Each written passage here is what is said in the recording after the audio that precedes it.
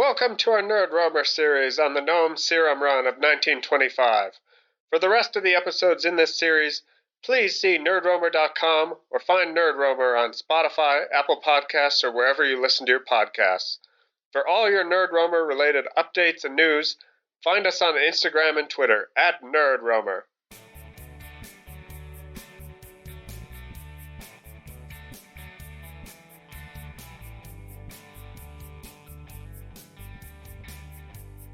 Hello and welcome to Nerd Roamer.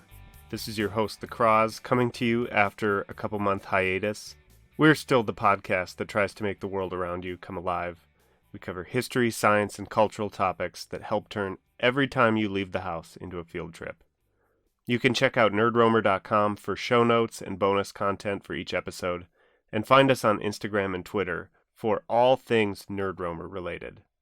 Learn more about the world you explore with Nerd Roamer. Roam wisely. I do have to offer a brief apology for the 2-month hiatus. I am a physician that works at one of the hospitals in the city where I live, and as you can imagine, things have been a little bit busy. In addition to this, we had the bright idea of deciding that now would be a good time to adopt a new puppy, and let's just say that our house has not been the quietest place in the world for recording podcasts. So if you hear some barking in the background, consider it ambient noise, thematically designed for this episode, but it's probably just my puppy losing it while we're still trying to work on crate training and house training and that kind of thing. Bear with me, please.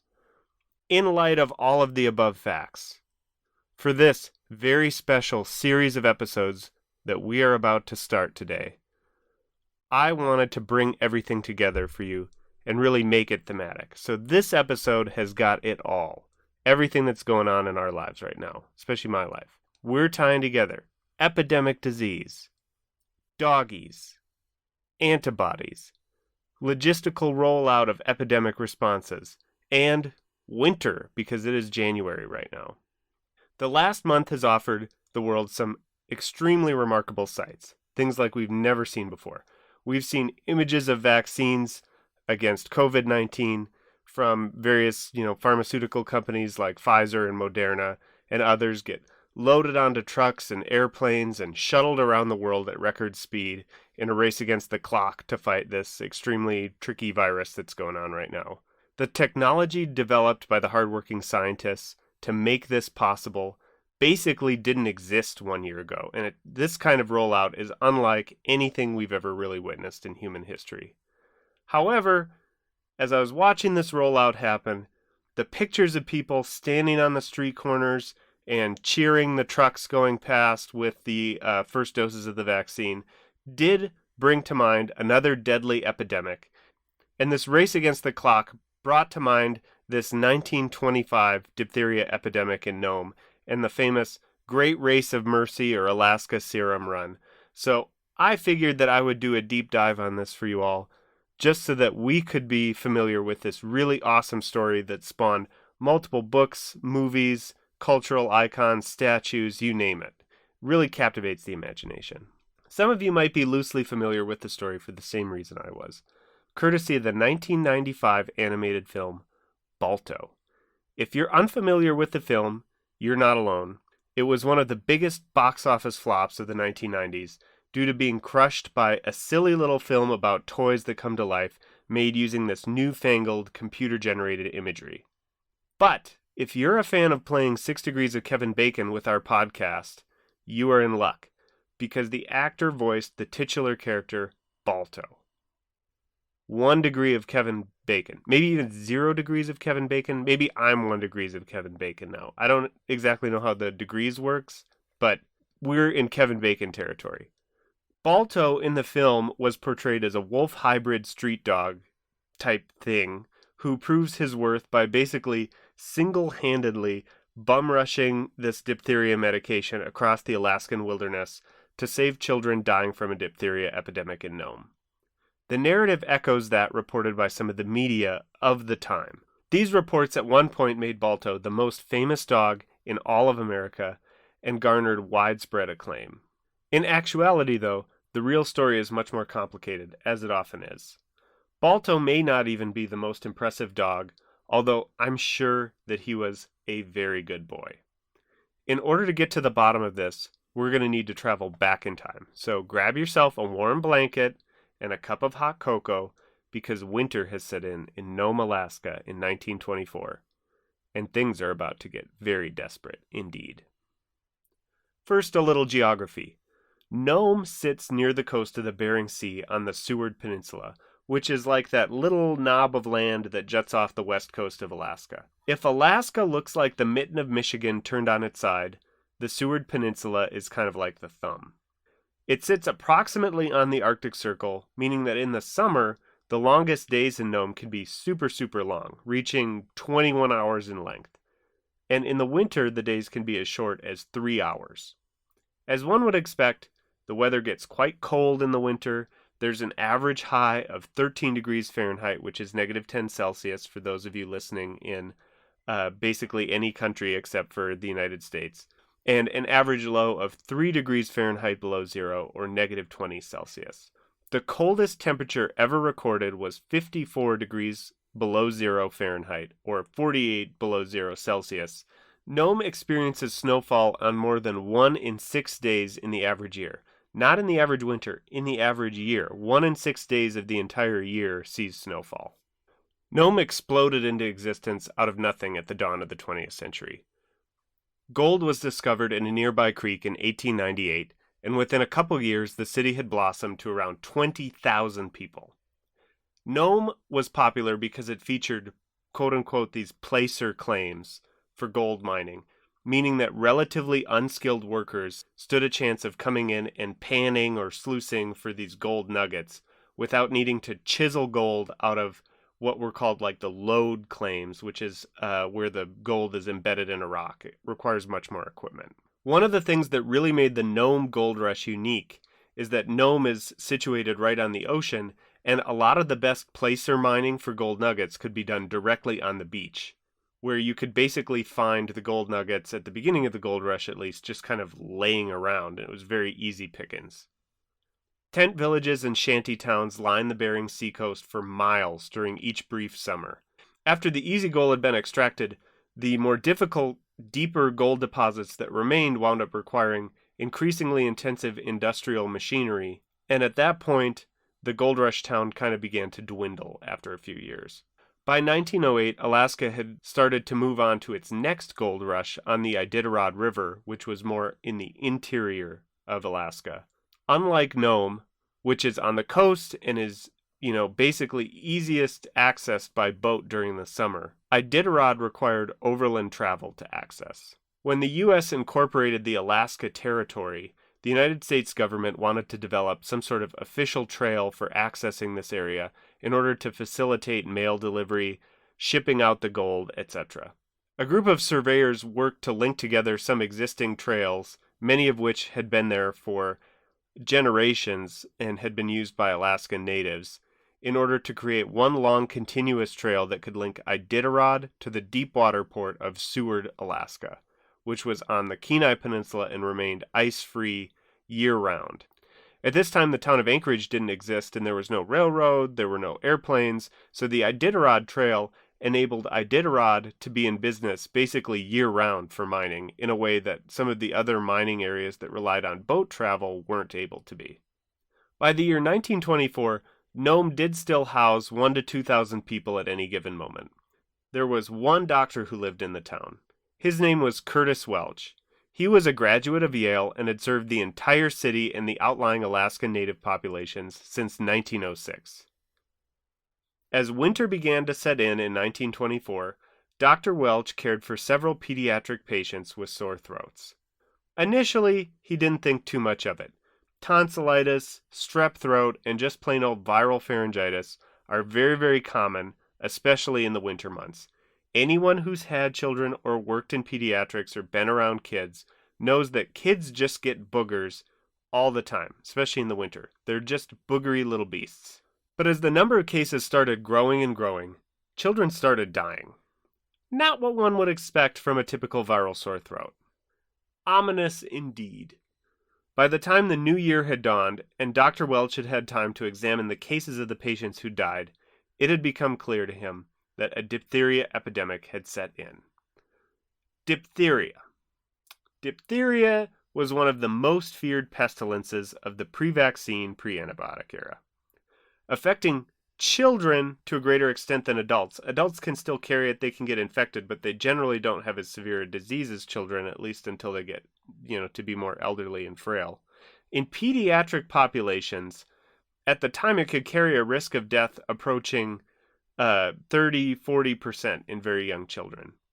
It was even more infectious than influenza or the common cold, and it could spread rapidly through any close-knit neighborhood or school. You could have a large number of grieving parents in a very short time secondary to diphtheria. Diphtheria is caused by a bacteria called Corynebacterium diphtheriae. It's a comma-shaped, hard-shelled, tough little bacteria. In its native state, the garden variety benign strain of Corynebacterium actually is very wimpy. It does not cause severe disease in children. But the pathogenic, virulent, dangerous strains of Corynebacterium is very interesting. The virulent strains have been infected by a virus that infects bacteria. This type of virus is called a phage or bacteriophage.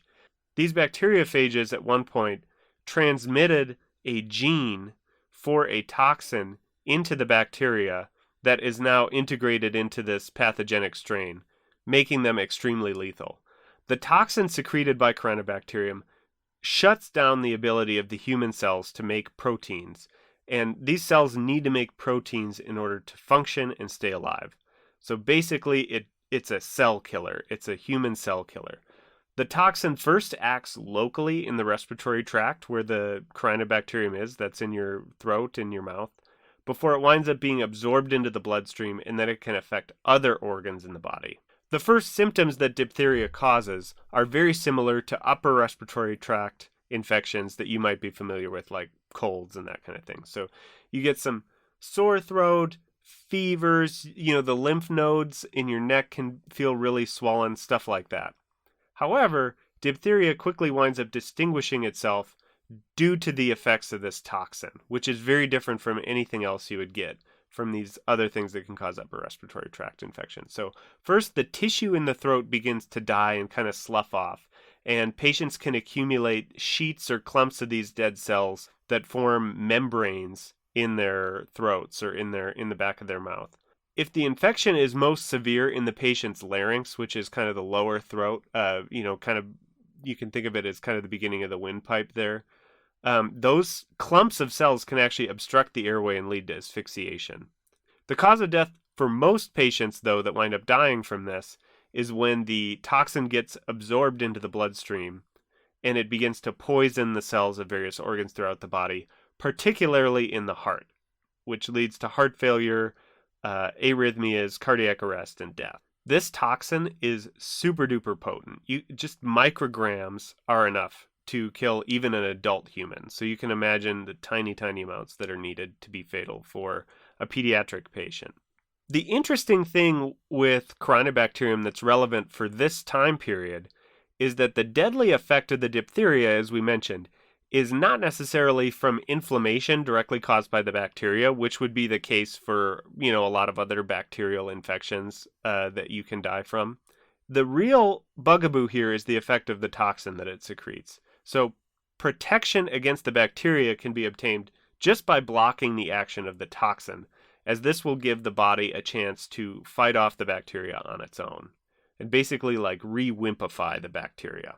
This is significant for the time frame that we're talking about because, remember, in the year 1925, the world is still 3 years away from Alexander Fleming going on vacation and then coming back to find that the penicillium mold had contaminated his bacterial collection and had caused his bacteria to die, thus discovering the first antibiotic, penicillin. There were no antibiotics in use in 1925. 3 years away from discovering penicillin, we were really 20 years away from the widespread availability of antibiotics. So we're still very much in the pre-antibiotic era here. Fortunately for those affected by diphtheria, the world had developed treatments directed at the toxin, and these were widely available, even before antibiotics had been discovered. In the 1890s, German physician Emil Bering and his associates did some experiments in which they injected Science in the 1800s sounds so fun. I mean, really, you just had to have like money and, maybe access to a few goodies, and you could just go around taking different compounds and injecting it into different creatures, and it's just the Wild West here. So, anyways, Emil Bering and some of his lab associates wind up doing these experiments where they take the diphtheria toxins and they inject them into various animals. Especially horses are the most significant here. They would then go back and they would draw blood from these creatures that survived injecting the toxin. They would do very non-lethal small amounts. And they were able to find that the serum from the horses was able to neutralize the diphtheria toxin. Nowadays, we know that this is mediated by these antibody compounds that are secreted by some of your white blood cells. But at the time, it was just very apparent that this serum from the horses was an absolute game changer. By 1901, Emil Bering had been awarded the Nobel Prize in Medicine. And if you're ever interested, if you're in Europe, you can go see his Nobel Prize for this at the International Red Cross Museum in Geneva, Switzerland. In fact, this treatment was so effective that antitoxin made in a similar way, equine antitoxin, is still used for the treatment of diphtheria during the rare outbreaks that the world can see these days. Due to the rarity of the condition, it now has to be obtained from a central authority like the CDC or the WHO. We have antibiotics now, so we also combine that treatment with administering some antibiotics. But with adequate treatment, diphtheria is still dangerous, but much more survivable than it was in the past. Mortality rates for children are now down to around 10% or less, which is still definitely, especially in a population of children, which is still nothing to sneeze at, but it's much better than the risk of death we saw when people were untreated. The number of cases of diphtheria in the United States peaked at over 200,000 in the 1920s. So this time period that we're talking about, this outbreak in Nome, this is really the heyday of diphtheria epidemics in the United States. In the 1920s, vaccination programs commenced and really ramped up in popularity, and we saw rates of diphtheria decline thereafter. Currently, nowadays, in most years, there are no reported cases of diphtheria in the United States due to widespread vaccination through the DTaP vaccine in childhood, which also gives you some immunity to tetanus and whooping cough, pertussis. And then there are also boosters of diphtheria in the TD and Tdap vaccines that adults get. Immunization rates for diphtheria in the United States are pretty good, 95%, but not 100%. And those infectious disease doctors and public health officials do worry about anti-vaccination sentiment.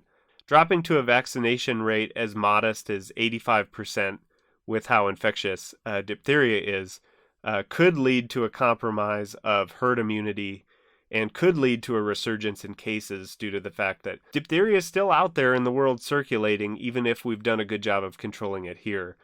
There are usually around 5,000 cases or so a year globally, with some large outbreaks in Eastern Europe in the 1990s that totaled over 150,000 cases or so.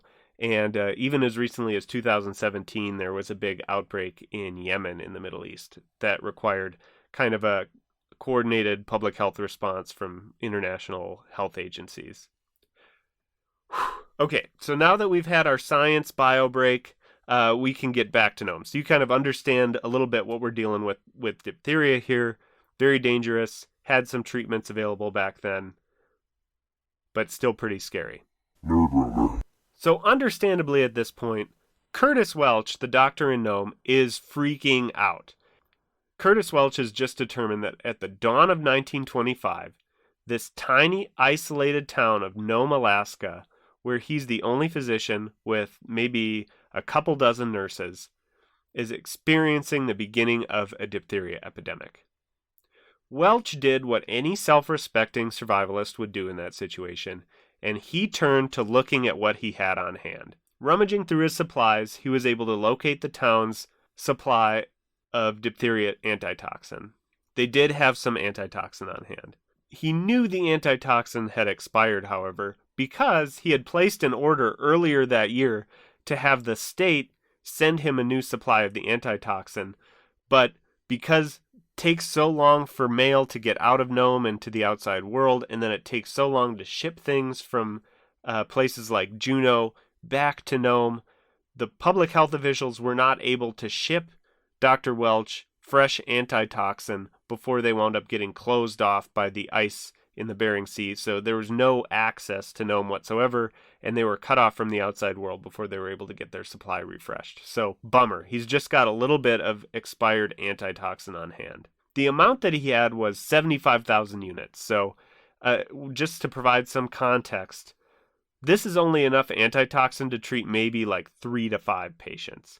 And if you have a really critically ill patient who's on the doorstep of death from diphtheria, they might need as much as 100,000 units. So even if the antitoxin he had were fresh and good, it would not have been enough to deal with the epidemic that was already brewing in the city. So he needed more antitoxin either way. The case that really started the panic of the diphtheria epidemic in Nome was the case of a boy named Billy Barnett. He was young. He became very sick and developed this kind of characteristic pharyngeal pseudomembrane that we had talked about before from the diphtheria. Dr. Welch had a decision to make that was very difficult. There was this potential for this kind of expired, potentially spoiled antitoxin to cause ill effects, and he was worried that perhaps giving this expired antitoxin to the boy might make things worse and hurt him. So Dr. Welch decided to just provide him with kind of the best supportive care that he could and try to let the boy fight off the illness on his own. And this did not go very well, unfortunately, and Billy passed away the next day. Around the same time, Dr. Welch was also brought a 7-year-old girl who was ill with basically the same symptoms. With this rapid demise of Billy Barnett in the back of his head, Dr. Welch said, well, it looks like supportive care for these really sick patients is just not going to cut it. We're going to have to give this expired antitoxin the old college try. So he gives her about 8,000 units of the antitoxin he has on hand to see how it goes, and she unfortunately passes away within hours. It's now very apparent to Dr. Welch that he is absolutely powerless against the forces of illness that are gathering at his doorstep. So Dr. Welch calls a meeting with the mayor of the town, who also happened to be the chief editor of the town's newspaper. So talk about involvement between the media and politicians in these tiny towns. You got to wear a lot of hats. So we got the chief editor of the newspaper / mayor in the mix now. So they put their heads together to discuss what to do. And first they decide to place the entire city on a strict month-long quarantine. Because now we're all familiar with the many nuances of the word quarantine, and there's a lockdown and there's a quarantine and there's contact tracing, all this stuff. I tried to find details on what the quarantine entailed, and I could not. I looked for hours. I could not find anything really concrete there.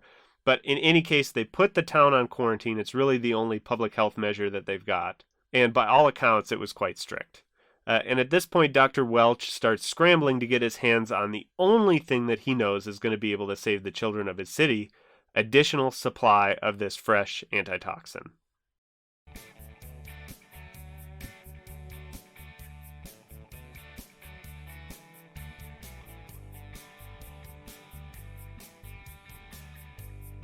For the rest of the episodes in this series, please see nerdromer.com or find Nerdromer on Spotify, Apple Podcasts, or wherever you listen to your podcasts. For all your Nerdromer related updates and news, find us on Instagram and Twitter @Nerdromer.